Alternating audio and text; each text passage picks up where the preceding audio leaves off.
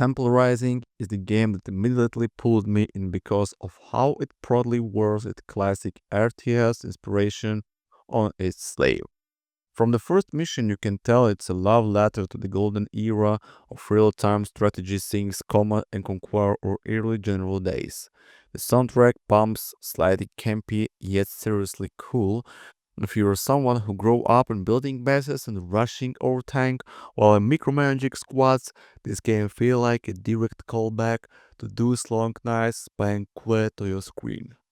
That said, it's not just an empty nostalgia trip. Tempest Rising does a solid job of blending the old with some new. The unit's diversity is great, the factions each feel distinct, and there's surprising amount of tactical deep once you dig in. Position matters, unit composition matters, and clever use of terrain can turn the tide of battle. Watching a well-planned ambush or flanking maneuver pays off immensely satisfying. The campaign also deserves credit for keeping the mission variety, mixing up objectives beyond just destroying everything, which keeps you on your toes. However, it's definitely not without its flaws. While I love the slow back feel, the game sometimes stick a little too close to old formulas, which means it inhabits some clunky aspect that modern RTS fans might not be so forgiving about. Pacifying can still get awkward, with Tank occasionally decided the best route is to spin in circle first. There are also moments where AE feel either too passive or too brutal punishing, without that sweet spot in between.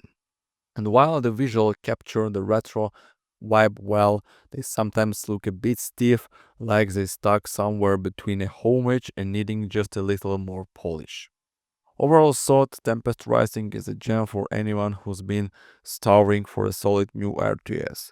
It's not trying to revolutionize the genre, it's trying to remind us why we fell in love with it in the first place. And is that mission is largely a success. If you're craving the thrill or base building, resource managing, and sending massive armies crashing into each other across exploring battlefields, this one absolute worth a shot. Just be ready for a few road edges and maybe set aside the whole weekend because once you get started it's hard to stop. I can see why folk consider this a love letter to Command and Conquer. Being an original CNC player, this game certainly is fun. Multiplayer is fun and intense with the variety of units providing surprises. The single player campaign is good. Also, I would suggest higher difficulty if you play RTS games before. The story is okay. It doesn't really go into the deep of CNC where it gave you news channel clips and intelligence report to fill you. The one mission perfection, each with a cutscenes and briefing before the mission and the ending cutscenes as well.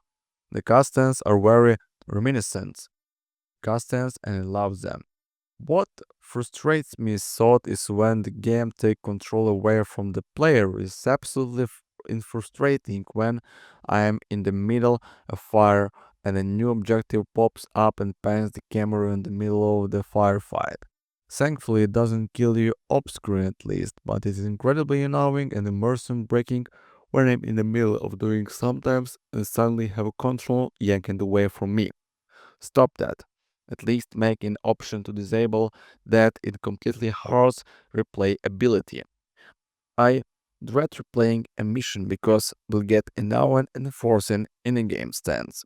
Thank you for watching guys and see you later, my friends. Goodbye.